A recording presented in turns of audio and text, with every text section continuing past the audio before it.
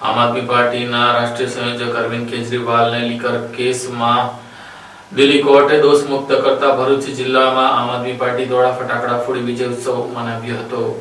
ભરૂચ શહેરમાં આમ આદમી પાર્ટી દ્વારા પાંચબત્તી વિસ્તારમાં ફટાકડા ફોડી અને મીઠાઈ વહેંચીને ઉજવણી કરવામાં આવી હતી। આ ઉજવણી અરવિંદ કેજરીવાલને લીકર પોલિસી કેસમાં દોષમુક્ત જાહેર કરવામાં આવી હતી। કાર્યકરોએ એકબીજાને મીઠાઈ ખવડાવી ખુશી વ્યક્ત કરી। આ મુદ્દે પાર્ટી તરફથી આક્ષેપ કરવામાં આવ્યા હતા કે ભારતીય જનતા પાર્ટીની આગેવાની હેઠળની કેન્દ્ર સરકાર દ્વારા રાજકીય કિન્નાખોરીના ભાગરૂપે કાર્યવાહી કરવામાં આવી હતી। આ પ્રસંગે ભરૂચ જિલ્લા પ્રમુખ પિયુષ પટેલ સહિતના સ્થાનિક આગેવાનો અને કાર્યકરો હાજર રહ્યા હતા અને પક્ષના સમર્થનના નારા લગાવ્યા હતા।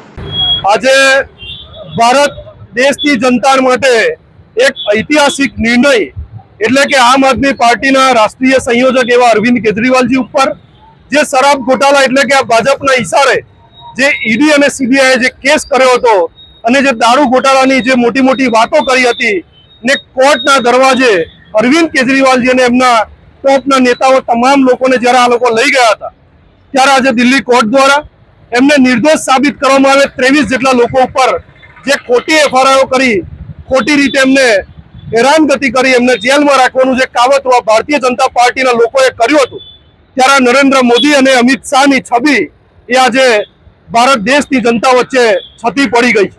આજનો દિલ્હીનો જે ઐતિહાસિક જે નિર્ણય છે કોર્ટનો એ ભાજપની સત્તા ઉપર એક જોરદાર તમાચ છે ને ગુજરાતની જનતાને ભારત દેશની જનતાને જે ભારતીય જનતા પાર્ટીના લોકો જે ભ્રમિત કરી રહ્યા છે આમ આદમી પાર્ટી બેઈમાન છે, આમ આદમી પાર્ટી દારૂ ઘોટાળો કરે છે, આવું બોલી બોલીને જે ભ્રમિત કરી રહ્યા છે ત્યારે આજનો જે ઐતિહાસિક નિર્ણય જે આવ્યો છે કે કટ્ટર ઈમાનદાર આમ આદમી પાર્ટી પહેલા પણ હતી, આજે પણ છે ને આવનારા દિવસોમાં પણ રહેશે। આમ આદમી પાર્ટી એ શિક્ષણ અને આરોગ્ય ઉપર કામ કરવાવાળી પાર્ટી છે, ભ્રષ્ટાચાર મુક્ત પાર્ટી છે।